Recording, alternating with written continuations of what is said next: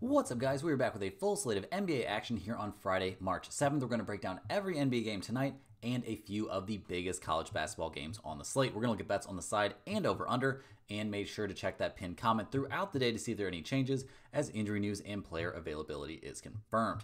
Yesterday went pretty well, guys. I'm not going to lie. We ran pretty hot. A lot of close ones out there. We did have the Pelicans plus 4.5. That was not a great look there in the third quarter. They played terrible, so that kind of cost us. But we had Quinnipiac minus 8.5. That was a big second half game there for the Quinnipiac, the Bobcats. They end up winning that game by 9, so the half-point win there for us. We will certainly take it. We had Michigan State minus 6.5. That one was looking terrible, but they turned it on there in the second half. A crazy comeback win there to win by 7. So another by the skin of our teeth kind of win, but we'll take that one as well. And guys, we had Wichita State minus 1.5. That was a 4-point win, a fairly close game. We did have Wichita State minus 1.5 as a premium pick over there on stumpthespread.com, a 4-unit play. So put that one on the board. We also had Western Kentucky. They came through. That was our free pick over at stumpthespread.com. And guys, we were on the Pirates of Eastern Carolina. They eventually came through for us as well. So a pretty awesome day, kind of sweeping the board out there if it wasn't for that crazy Pelicans pick. But hey, we'll take it, a nice 3-in-1 day out there. So we'll hope to build on that, guys. Slam that like button. Once we get to 1,000 likes, we're giving away a Stump the Spread hoodie to one random commenter.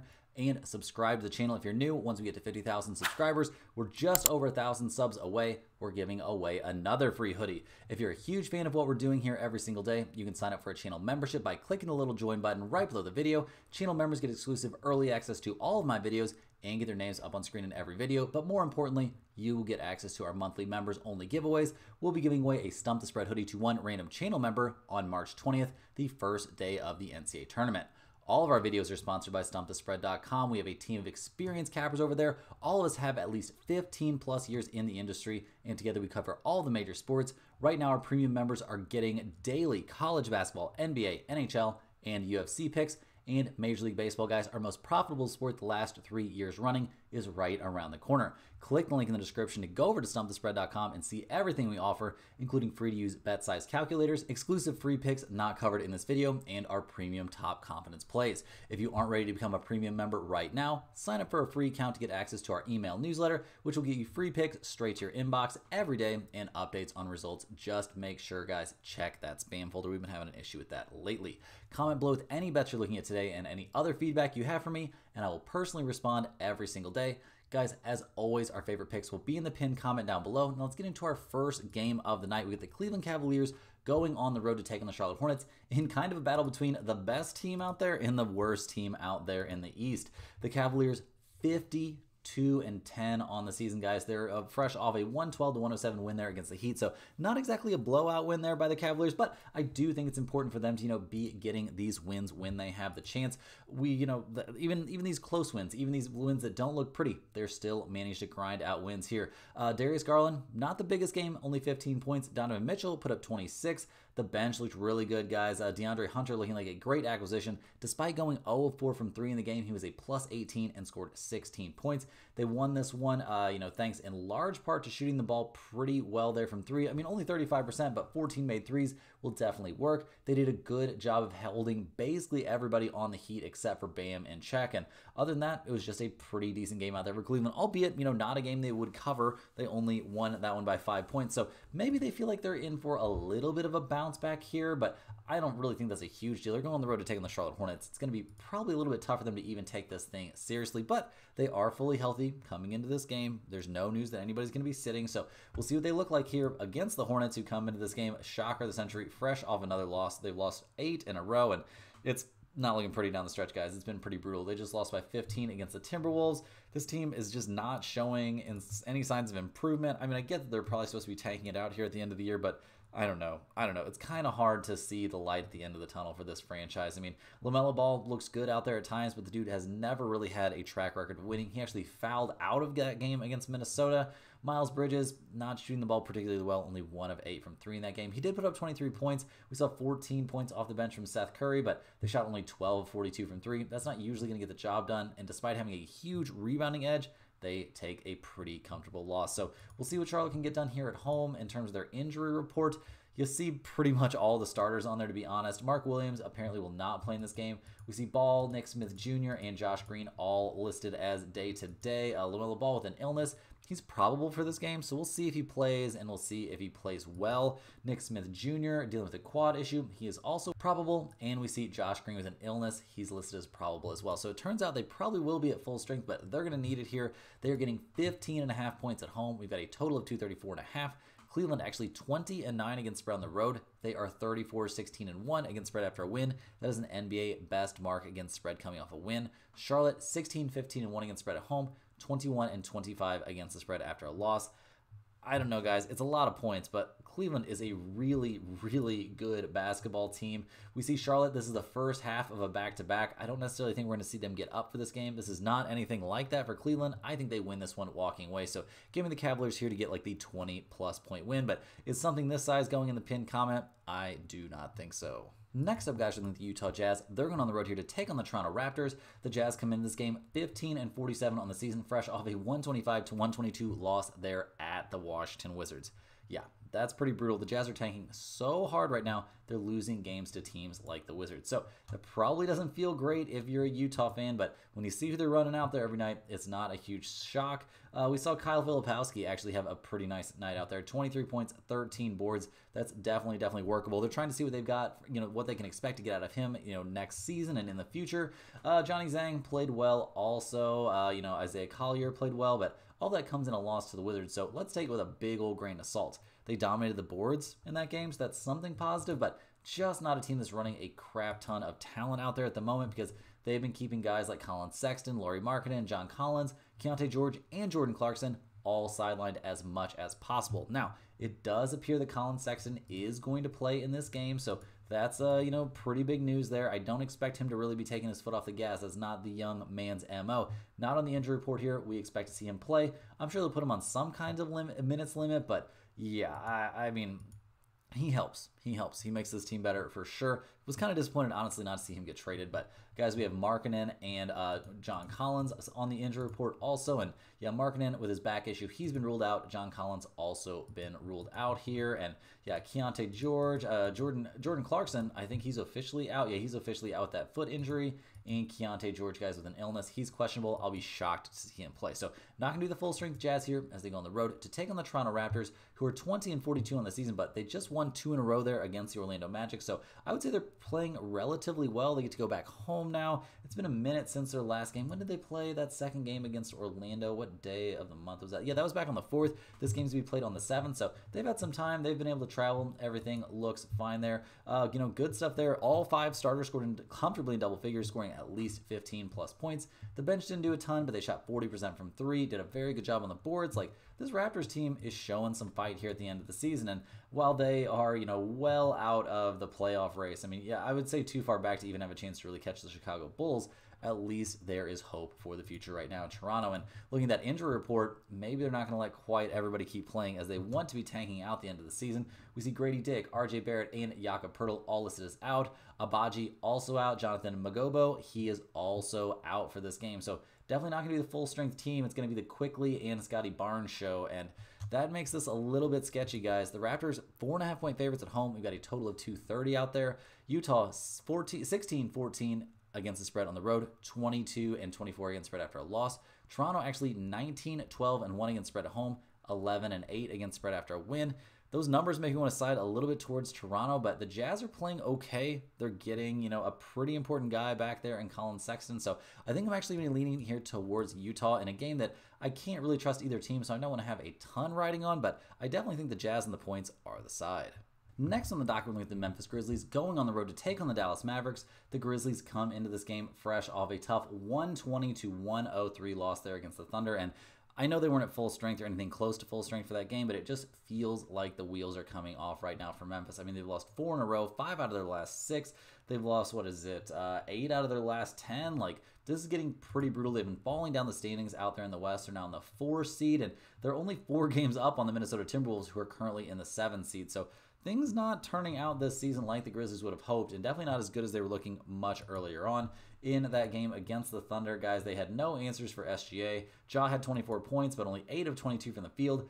It seems like he gets very, very frustrated with his whistle recently, and I mean, fair enough, the dude only shot 6 free throws in the game, but I don't know, man. You gotta kind of make it happen a little bit out there. Scottie Pippen Jr. played well, 15 points in his 21 minutes. Brandon Clark played well, 13 points, 11 rebounds in his 27 minutes, but yeah, not a lot going out there.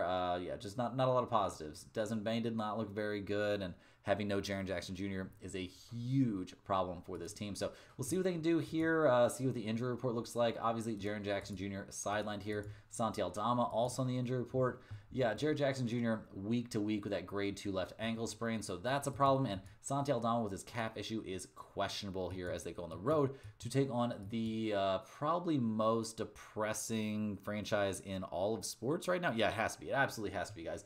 The Mavs are in shambles after that Kyrie Irving injury. There's really no reason for them to even bring Anthony Davis back this season. There's no reason for them to even try. Guys like Klay Thompson are now stuck in purgatory. They're fresh off a 30-point blowout loss there at Milwaukee, so that probably doesn't feel great. And what are they really supposed to do at this point, guys? I mean, Klay went out there, put up 28 points, 11 of 27 from the field. Like, time for him to just get out there, try and get back to his old self, get those shots up, because there's nothing positive happening for this team here down the stretch. It is looking absolutely brutal out there for the Mavs. Looking at their injury report, it's not looking great. Dante Exum on there. I doubt they'll play him. PJ Washington out. Caleb Martin out. Kai Jones out. Jaden Hardy out. So it looks like it's going to be Dinwiddie, Thompson, Max Christie, and Dwight Powell. Like, this is a big old yikes for me, guys. This team, it's really depressing, honestly. Like, you make a trade like that, you trade away Luka, you've clearly angered the basketball gods, and now you have to suffer the consequences. So we'll see what goes on for the Mavs here, but it's not looking great. They're getting 9.5 points at home. We've got a total of 238.5. Memphis 17-12-1 against spread on the road, 14-9 against spread after a loss.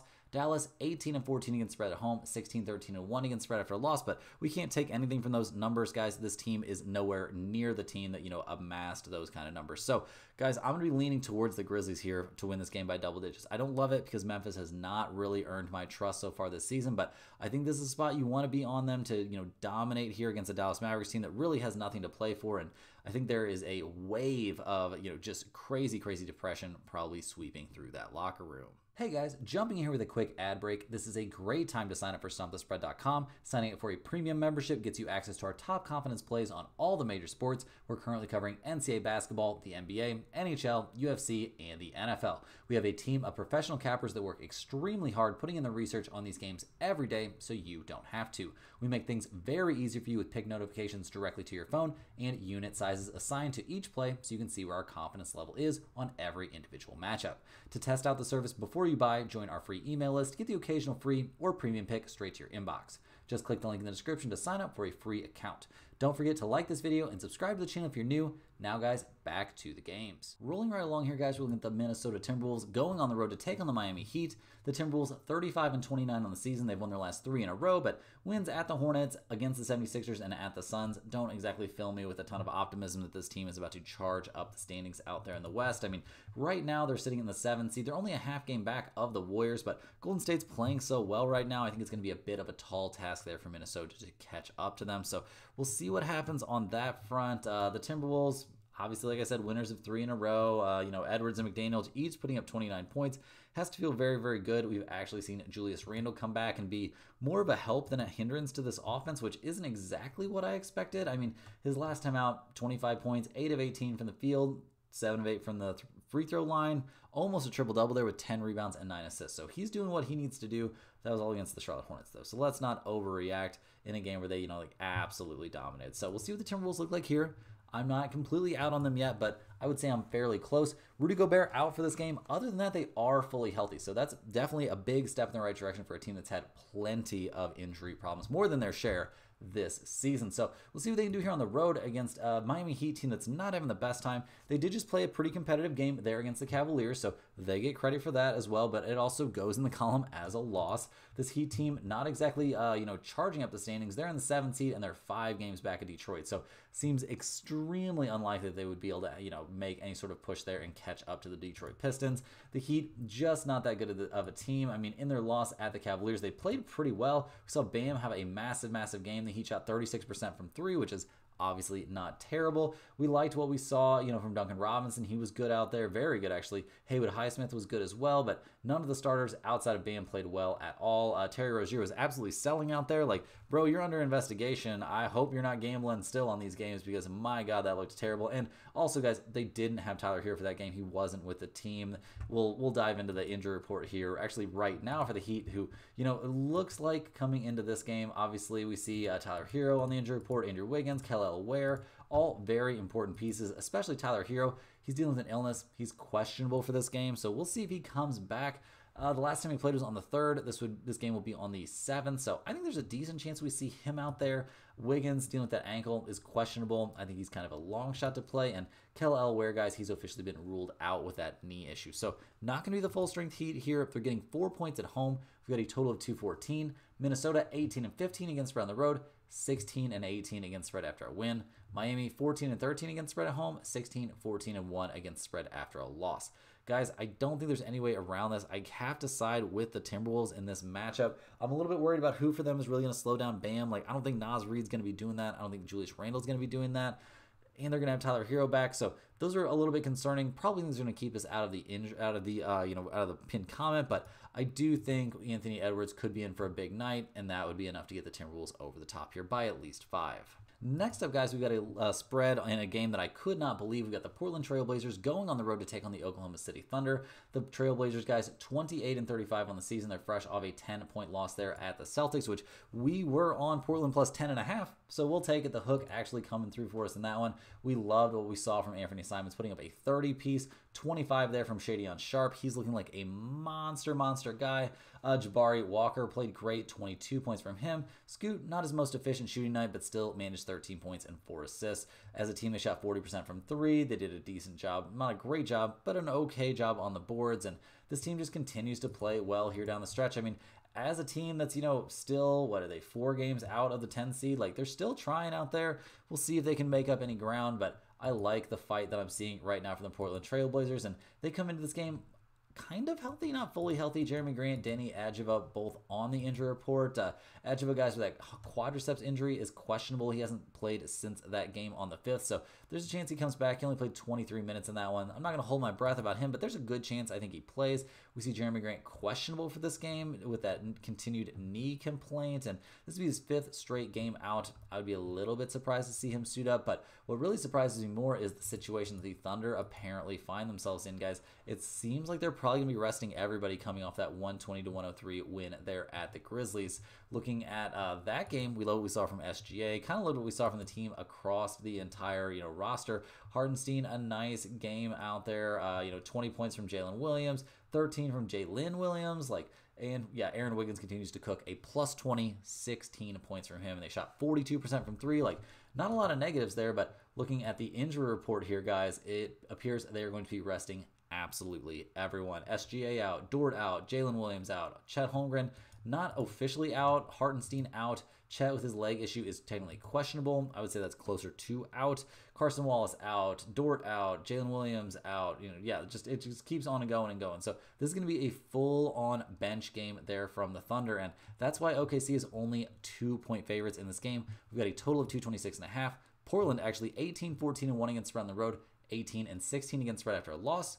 The Thunder, 18-10-2 against spread at home, 29-18-3 against spread after a win. But, guys, those numbers kind of go out the window when you're not even playing your real roster out there. And with them doing that, I know a lot of these young guys want to have this chance, to get this burn. But I also think the Portland Trailblazers are trying to win games right now. They're trying to fight for that play-in spot. I personally don't necessarily think they're going to make it. I kind of think the Suns are going to end up with it. But we'll see what happens down the stretch. Phoenix has been pretty terrible. I do expect the Mavs to kind of fall apart here. So, regardless, guys, give me the Portland Trailblazers getting a couple points here on the road against a Thunder team that's playing absolutely no one.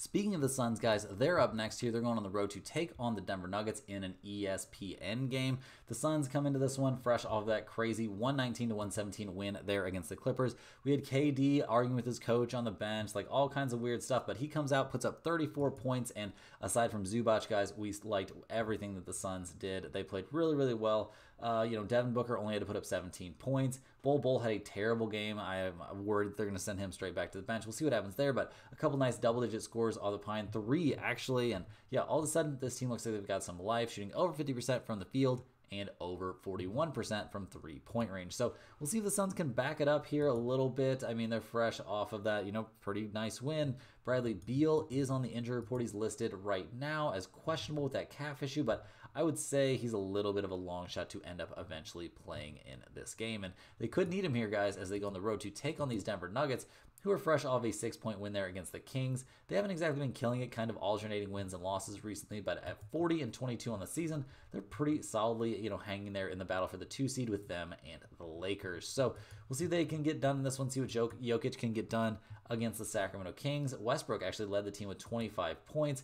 We liked what we saw from pretty much everybody. I mean, Jokic only put up 22 points, 15 rebounds, and 6 assists in that game, and played 38 minutes, but didn't have to play at a crazy, maybe this is a misnomer a bit. The dude played hard, but he didn't have to absolutely put his heart into every single possession. So, looking at the injury report here for Denver, they haven't been fully healthy recently. Aaron Gordon has been missing some time. We even see Jokic on the injury report here. Aaron Gordon, that ankle issue, he's questionable for this game. He hasn't played since back on the 27th of last month.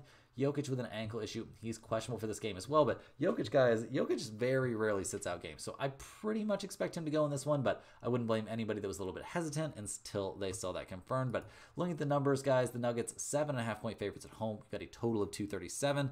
Phoenix, 12-19 against spread on the road. 5-22-1 against the spread after a win. That's an NBA worst against the spread after a win number. Denver, 16-13-1 against spread at home. 20-18-1 against spread after a win.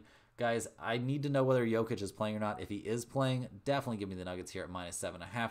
I don't think the Suns are very good. I don't think they're going to have a good time playing at altitude here, so I definitely think this is a good spot to back the Nuggets, assuming that Jokic is playing. Rolling right along here, guys, we're looking at the San Antonio Spurs going on the road to take on the Sacramento Kings. The Spurs come into this game fresh off a nice 127-113 win there against the Brooklyn Nets, and it sounds like that chatter was kind of getting there to at least, just kind of to the Spurs team in general. It was Vassell that we saw go nuts in the win, putting up 37 points. De'Aaron Fox still not playing great, but maybe a little bit better. We saw the Spurs shoot the lights out in that game, making 46% of their threes. They didn't shoot very many free throws in the game, but they did a very good job on the boards, and yeah, good enough there for the Spurs to get the win. Not something that happens for San Antonio all the time this season, obviously.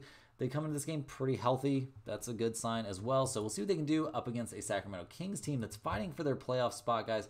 They're in the 9 seed right now, and yeah, they're only 1 game up on the Dallas Mavericks for that 10 seed, and not that far behind lurk the Phoenix Suns and the Portland Trail Blazers. So we'll see if Dallas continues to free fall. That would make a lot of sense, but the Kings need to be playing well. Obviously, a 6-point loss there against Denver. Not the worst look. De'Aaron Fox played great, although not the most efficient shooting night. Valanciunas played really well now that he's in the starting lineup with the Sabonis injury. Zach LaVine played well also, just not much coming off the bench. And yeah, the shooting numbers looked fine. They just couldn't quite defend well enough, couldn't knock down enough shots to get the win there in the end. They also didn't shoot nearly as many free throws. Denver shot more than double the free throws there. So that's a big problem, but at least Sacramento's at home for this game. That probably makes them feel a little bit better. They aren't going to be at full strength, guys. No Malik Monk, it's looking like, and no Domantas Sabonis, which that Sabonis injury situation, not great. At least 1 week. I think it's going to be much longer than that. Hamstring issues do not heal quickly. So looking at the numbers here, the Kings 5.5-point favorites at home. We've got a total of 233.5.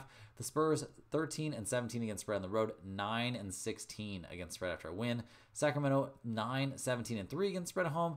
10-16-2 against spread after a loss. So not a lot of positives here for either team in this particular situation.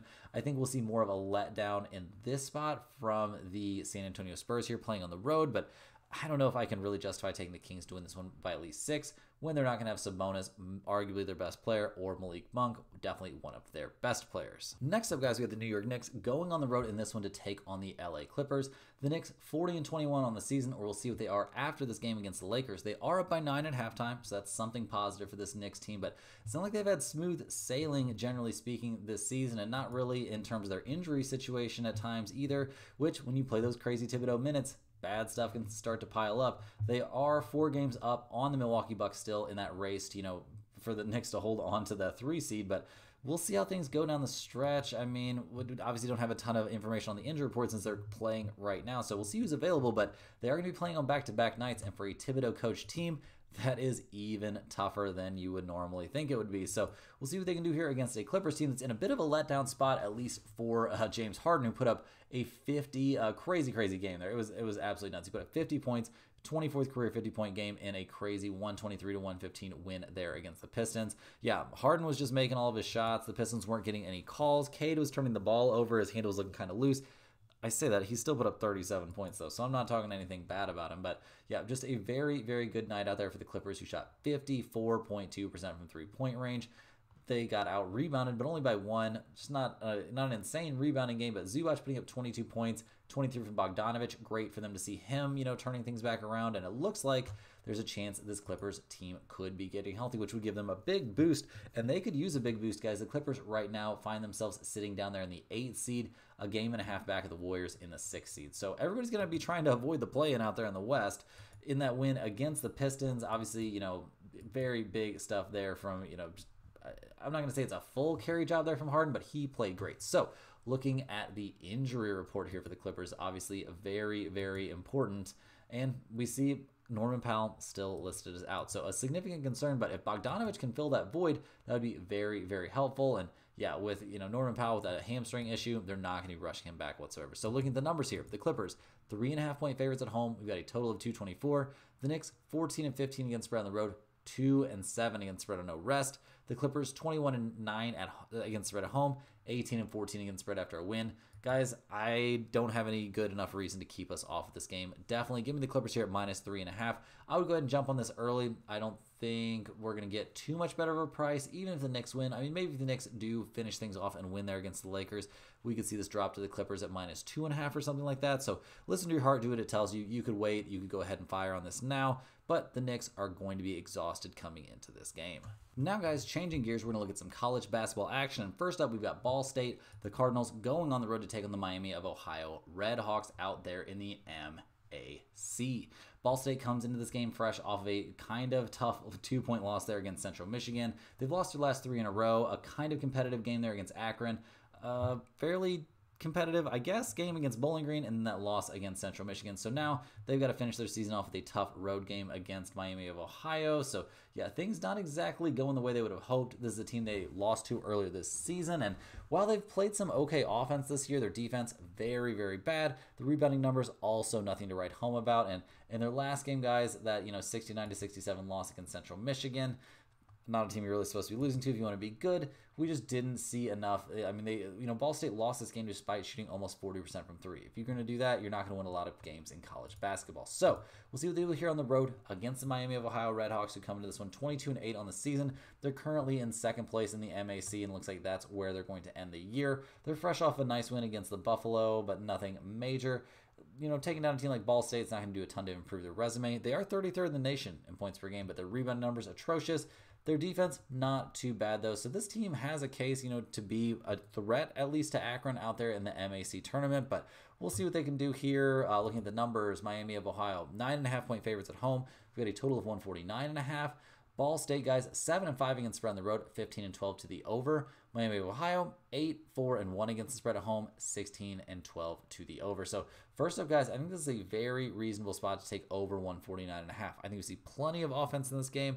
I think both teams will get it going. In terms of a side, I'm going to lean a bit towards Miami of Ohio, but I really think the main thing you want to be looking at is that over. Next up, we're looking at the A10, guys. We've got Dayton going on the road to take on VCU. The Dayton Flyers, 21-9 on the season, but not really the season they imagined. They are fresh off a 75-67 win against St. Louis. They're closing out their regular season here against VCU, a team that beat them by 5 points earlier this year, and that was a home game there for the Flyers. So now they're going to have to go on the road. That does not make things easier. This has not been nearly as good of a defensive team as we're used to seeing from Dayton. Their rebounding numbers are also a little suspect, so I definitely have my questions about this group right now, and they're coming off a loss here to this particular team. So we'll see how things go for VCU, who are 25-5 on the year. They're in the top spot out there in the A10, so that has to feel pretty great. They're coming off another win. They took care of business against Duquesne. It was kind of competitive, 71-62, but I don't know about you guys. I never really felt like VCU was going to lose this game.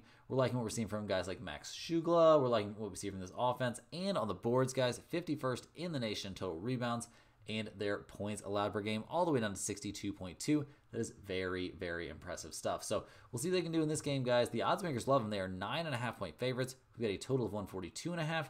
Dayton, 4-4 against spread on the road, 20-9 to the over. VCU 11-3 against spread at home, 16-13 to that over. Guys, I'm going to be leaning here just slightly towards Dayton, and the points. There's just so many points. I know VCU's been so good at home, but Dayton has a lot of pride. I think we're going to see a maximum effort game from them in this one. I think that eventually leads to them keeping this thing to single digits, and that's going to get us that cover.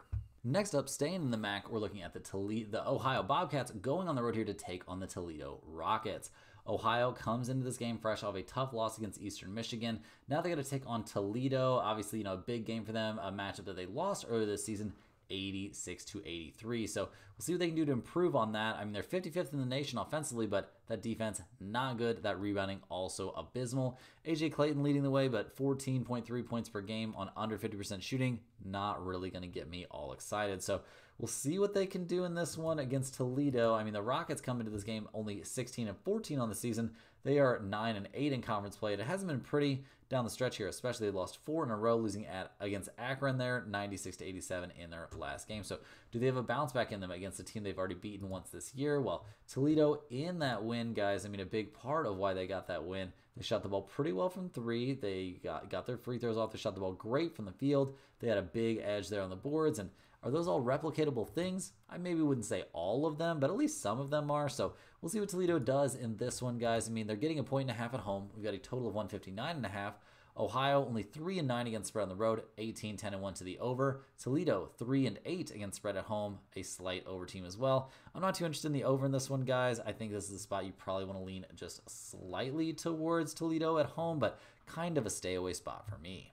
Next up, guys, we're looking at one of the biggest games on the slate. We've got number 18 Purdue going on the road to take on Illinois. Purdue comes into this game 21-9 on the season, fresh off a much-needed 100-71 win there against Rutgers, where they really handled their business. Their last couple of games, a win against UCLA and that win against Rutgers, really seems like things are back on track here for the Boilermakers. I mean, in that win, they shot 50% from 3, didn't shoot hardly any free throws in that game, won by 29 despite getting outshot at the free throw line. 21 attempts there from Rutgers, only 9 for Purdue. So a very good game. Braden Smith, Fletcher, Lawyer, both played great.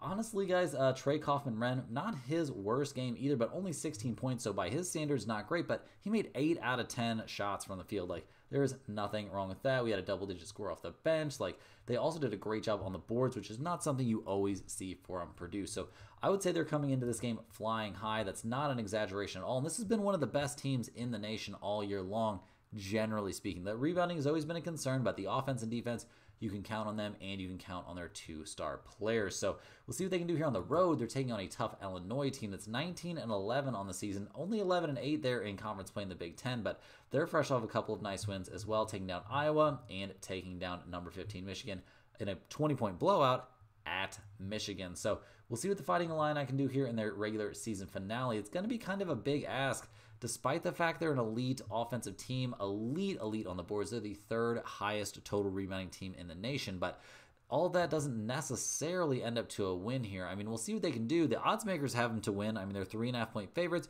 We had a total of 159.5. Purdue 6-4 against spread on the road, 18-12 to the over. Illinois 9-7 against spread at home, 18-12 to the over themselves. So, guys, it's a bit of a tough spot, a bit of a conundrum here. I mean, this Illinois team has looked good at different points, but I'm really loving what I see from Purdue at the moment, and I think that's where we're going to lean is Purdue getting 3.5 points. I don't know if this is going in the pinned comment. You could also talk me into the over here with both teams being 18-12 to the over, but that's still an awful lot of points. So, give me a little lean here towards Purdue in the points and over those points. Next up, guys, we're looking at the American Conference. We've got the South Florida Bulls. Guys, they're going on the road to take on number 16 Memphis. And South Florida comes in this game losers of 3 in a row in 6 out of their last 7. So it's not exactly smooth sailing. The last time they played Memphis, they lost 80-65. Now they got to go to Memphis. That doesn't exactly make things easier. This team really, really does not have a good time defensively or on the boards, and it's not like their defense and offense,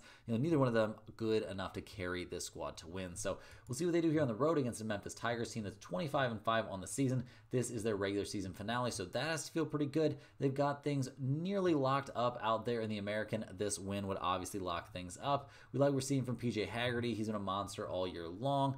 The offensive numbers are great. The rebounding's okay. The defense has really been what has held this team back when they've had struggles this season. So we'll see if they do struggle, in that aspect. In this one, I mean, like I said, the last time they played at South Florida, they got a blowout win, and they did a very good job out there in pretty much every category.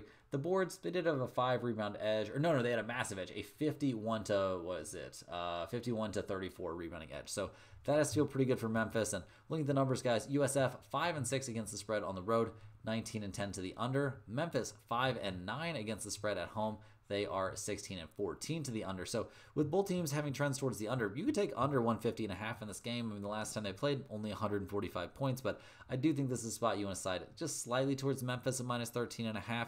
I recognize that it's a pretty big number, but I just think the Wildcats are the better team and that the South Florida Bulls are probably just ready to have this season be over. Next up, guys, we're looking at Colorado State going on the road to take on Boise State. Another very, very exciting game out there. We're looking at the Mountain West right now, and Colorado State comes into this game fresh off another win. They've won 6 in a row. They just took down San Jose State very comfortably, which I don't think that's the toughest team out there, but Colorado State, they're pretty freaking tough, guys. They are right now second out there in the Mountain West.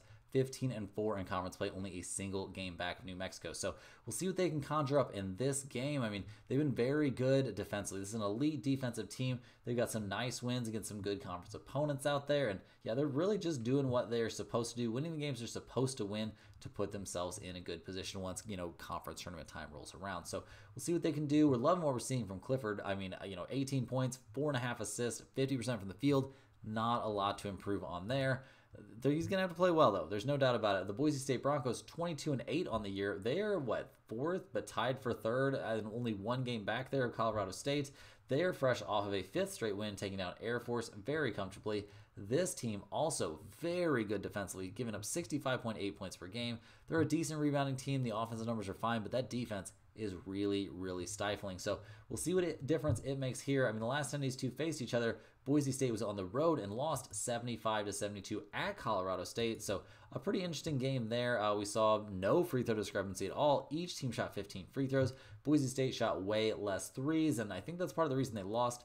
Also, their inability to guard the three-point line, and with things being even on the boards, that seems like the biggest difference out there. So looking at the numbers for Boise State over the course of the season, I've liked what we've seen in general, and I mean, like I said, they're playing well coming off that win against Air Force. Tyson Dangart is a monster, but guys, I'm shading here a little bit towards Colorado State. They're getting 5.5 points here on the road. They are 5-5 against spread on the road, which isn't an amazing number. They're a slight over team. Boise State 10-3 against spread at home, though, so that's a little bit of a tough look. I am a bit worried about this play. I'm not going to get you wrong. So this is probably not going in the pinned comment, but if you're begging me for a play on this one, I think you want to be on Colorado State getting those free few possessions. Last but not least here, guys, we got another MAC showdown. We have the Buffalo Bulls going on the road to take on Akron.